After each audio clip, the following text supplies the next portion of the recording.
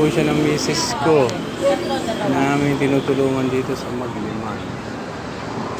City of San Fernando, Pampanga. Hindi na, bili ka na dalay. Bibigay natin po. Yan, bumili na po siya.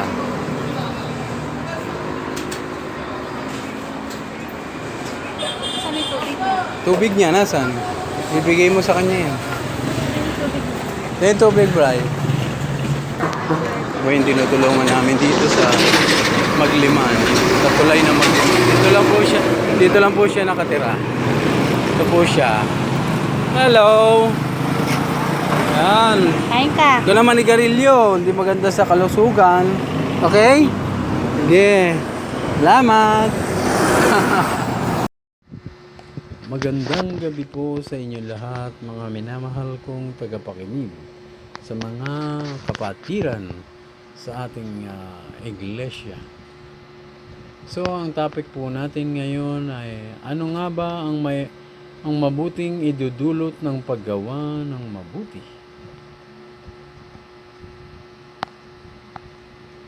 Ito ngayon ang ating pag-uusapan. So, una, kapag gumagawa ka ng mabuti, ay nakakaipon ka ng kayamanan sa langit.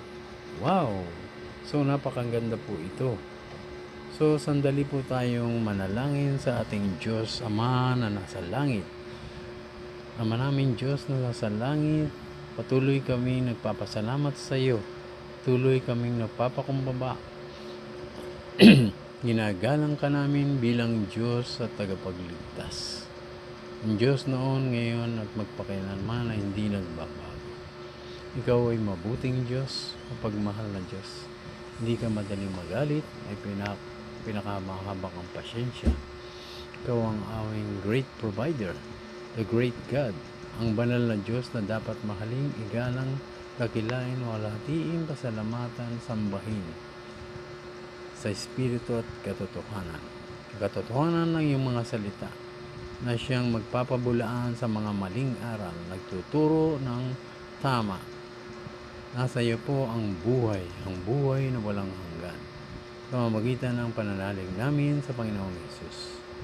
Pagpalain mo, Diyos, ang lahat ng mga makikinig ng iyong banal na salita.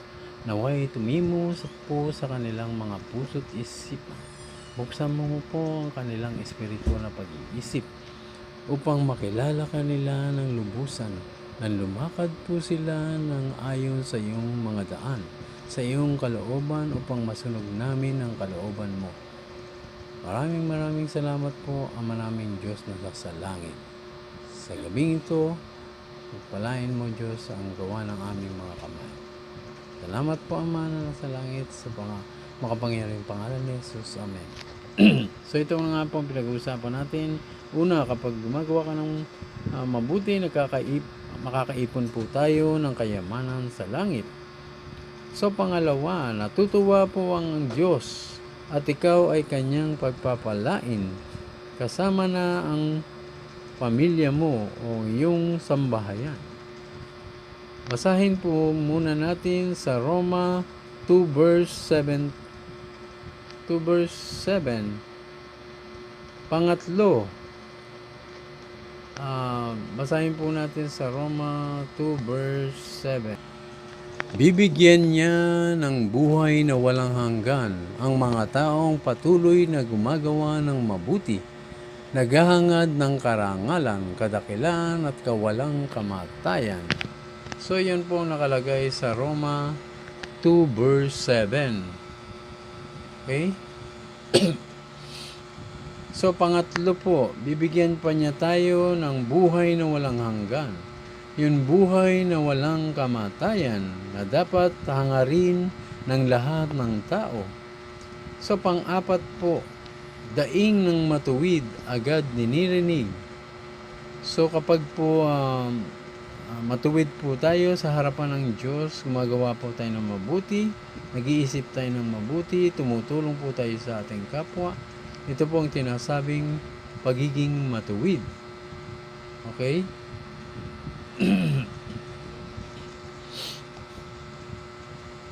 Yun Yun po ang sinasabi sa Biblia. Okay? So, pang-apat po, daing ng matuwid, yun nga po. Pang-lima na po. Pang-lima, syempre, mayroon ka ng takot sa ating Diyos. So, kaya kapag meron po tayong takot sa ating Diyos, nakalagay po ito sa Biblia, na meron tayong banal na anghel na makakasama natin. Yun po ang isa pa pong nakalagay sa Biblia. So, pang-anim, pagpapalain ka niya hanggang sa kaapu-apuhan na mababasa po natin sa Exodus 20 verse 6. At pang-pito, magkakaroon ka ng karangalan, kapurihan at kapayapaan sa mga gumagawa ng mabuti na mababasa natin sa Roma 2 verse 10. At pang-walo po, hindi ka na mapaparusahan dahil sinusunod mo ang Diyos sa paggawa ng mabuti sa araw-araw. Pagdating ng araw ng paghuhukom, hindi ka na mapaparusahan, kundi makakapasok ka na sa banal na lungsod, ang bagong Jerusalem, na inihanda ng Diyos sa mga taong banal at gumagawa ng mabuti at sumusunod sa Kanya at nananalig sa Panginoong Hesus. So pang-siyam po, ikaw ay iingatan ng Diyos, ikaw at ang iyong sambahayan. Ililigtas kayo ng Diyos sa tiyak na kapahamakan. 100% po ito na maraming mababasa natin sa Biblia at tulad sa Awit 91, beginning verse 1, pataas, pababa. So, pang-sampu po, kapag gumagawa ka ng mabuti at tumutulong sa mga nangangailangan, mamahalin ka niya at hindi ka niya makakalimutan. Dahil kapag gumagawa po ng mabuti ang isang tao, ay hindi po nakakalimutan ng ating Diyos Ama na nasa langit. Dahil siya ay mapagmahal at may mabuting kalooban, busilak ang puso at mahabagin. Kasama na ang masaganang pagpapala sa iyo ng iyong sambahayan. Maging sa trabaho o negosyo, pagpapalain kanila, pagpapalain kanya ng Diyos na nasa langit. So, iyan po ang mabuting idudulot ng paggawa ng mabuti. So, umpisahan na po natin ang paggawa ng mabuti. Iwan na po natin ang mga makasalanang mga gawa, mga pita ng laman, mga masasamang hilig ng laman. Iwasan na po natin yan, talikdan na natin ang ating mga kasalanan. Kung hindi po kayo marunong tumulong sa kapwa, umpisahan nyo na pong tumulong. Gumawa po kayo ng mabuti sa araw-araw nang makaipon po tayo ng kayamanan sa langit. At itong pong 10 benepisyo na sinabi ko ay inyong makakamtan kapag kayo po ay sumusunod sa ating Diyos. Tumanggap po sa Panginoong Hesus. Kasama na po tatanggapin ng banal na Espiritu Santo sa mamamagitan ng panalangin at pagpapatong ng mga kamay. Kayo po ay makapagpapagaling na sa pangalan ni Jesus. Meron na po kayong authority na gawin ito. Sapagkat ang Panginoong Jesus ang mismong nagsabi sa Marcos 16 verse 17 na kayo ay magpapagpalayas ng mga demonyo, makapagpapagaling ng mga may sakit sa pamamagitan ng pagpatong ng kamay na may panalangin at pagpapakumbaba sa ating Diyos. So maraming salamat po sa gabing ito. Naway may natutunan po kayo sa ating mga tinalakay. Sa gabing ito na 10 benepisyo. Okay? kung ano ang mabuting idudulot ng paggawa ng mabuti. Kayo po ay magkakaroon ng buhay na walang hanggan. At ang inyong pangalan ay ilalagay na mula sa aklat ng kamatayan papunta sa aklat ng buhay. Ang iniingatan po ng ating Panginoong Hesus, the Book of Life. So kapag nandun na po ang inyong pangalan, sigurado na po kayong makakapasok sa kaharian ng Diyos. sa mga gumagawa lang po ng mabuti, tumutulong sa kapwa, hindi sa kim. Lagi pong inaalala ang Panginoong Diyos sa kanyang mga mabuting ginawa. Simula noon hanggang ngayon, ang Diyos ay hindi po nagbabago. Siya po ay makapangyarihan, mahabagin, maunawain, our great provider, ang Diyos ng kataas-taasan. Siya po ay banal na Diyos. Iisa lang po dapat ang ating dinadalanginan na sinabi ni Jesus sa Mateo 6 verse 9 na binigay niya pong halimbawa kung paano tayo mananalangin at kung sino po ang ating lalapitan. So yun po ang sinasabi natin sa laging pinapanalangin sa Ama naming nasa langit. Sambahin ang pangalan mo.